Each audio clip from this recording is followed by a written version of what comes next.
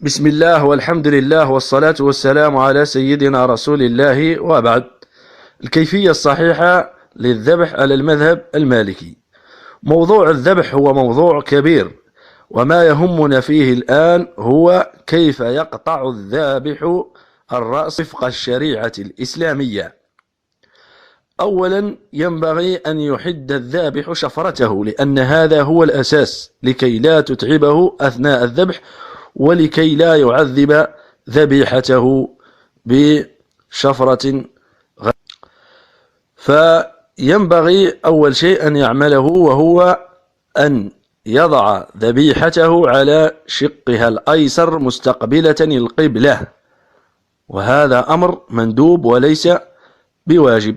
يستحب له أن يضعها على شقها الأيسر مستقبلة القبلة، ثم يمسك السكين بيده اليمنى ثم يسمي الله، والتسمية أمر واجب. فيبدأ بالقطع بأن يضع الجوزة، أن يرفعها إلى جهة الرأس، الجوزة أو المغلصمة أو الغلصمة كيف يسميها الفقهاء، يرفعها من جهة الرأس. فلو قطع أو أنزلت بأكملها قطعت وذهبت إلى الجسم إلى الجثة فإنها لا تؤكل، بل ينبغي على الجوزة أن ترفع إلى جهة الرأس. ثم يقطع الحلقوم والوجين.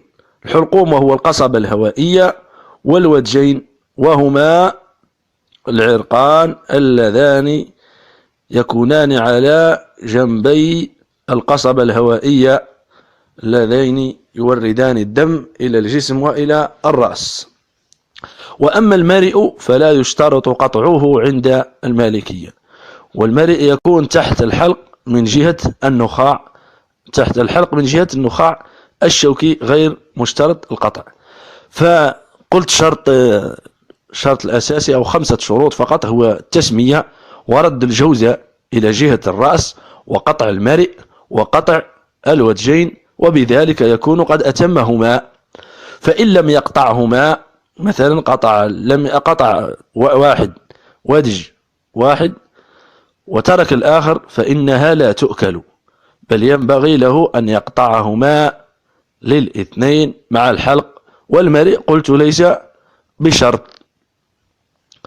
وينبغي للذابح كذلك ألا يرفع يده عن ذبيحته حتى يتم، وإن رفع ولم يطل الحال فيجوز له الإكمال ولا شيء عليه. وصل اللهم وبارك على سيدنا محمد وعلى آله وصحبه.